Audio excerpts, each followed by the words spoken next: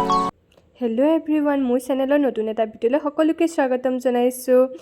আজি মই বনাম আলু চাট আৰু বতৰটো সেমেকি আছে, সেইকাৰণে বোলো আলু চাটকে খাওঁ।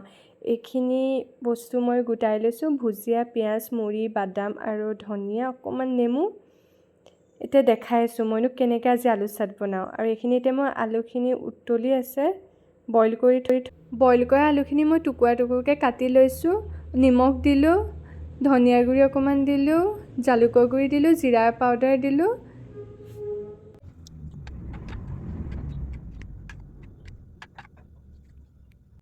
কাটি থোৱা পিঁয়াজৰ টুকুৰা ওপৰত মই এনেকৈ দি দিছোঁ। ওপৰতে বিকাজী ভুজিয়া অকণমান দি দিছোঁ, বাদামো মই দিছোঁ। এয়া মই বাদাম দিছোঁ।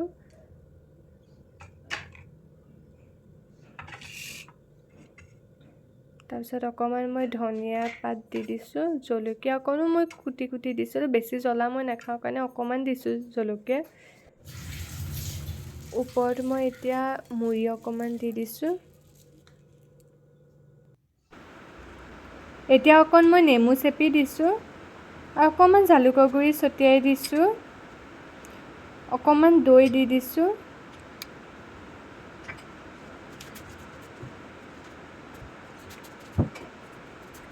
আৰু এতিয়া অকণমান চচ মই ওপৰত এনেকৈ দি দিছোঁ। এয়া আলু চাট মোৰ ৰেডি। সোনকালে আৰু টেষ্টি হৈছে দেই, খাবলৈ আৰু সোনকালে এটা বনাব পৰা ৰেচিপি। এতিয়া মই বনাম কৰ্দৈ জেলি, আৰু কৰ্দৈখিনি ধুই সৰু সৰুকৈ কাটি দিছোঁ। এতিয়া মই এই কৰ্দৈখিনি কটাখিনি মই মিক্সিত মাৰি ল'ম। এইখিনিতে মই থৈছোঁ।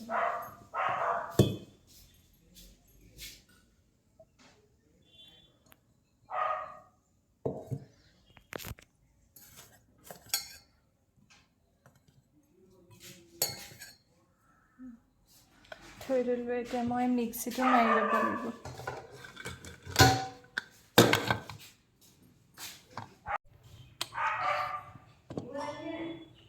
আনিলোঁ এইখিনি। এতিয়া মই ঠিক আছে, তুমি তাতে থৈ দিয়া। এইখিনি মই মিক্সিত মাৰি ল'লোঁ।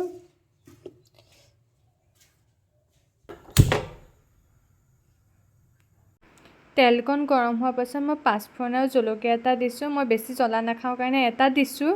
এতিয়া মই তেলতে কৰ্দৈখিনি মই দি দিলোঁ। দিয়াৰ পাছত অলপ নিমখ দি দিছোঁ। মই নিমখ অলপ দি দিলোঁ, তাৰপিছত হালধি অকণ দি দিছোঁ।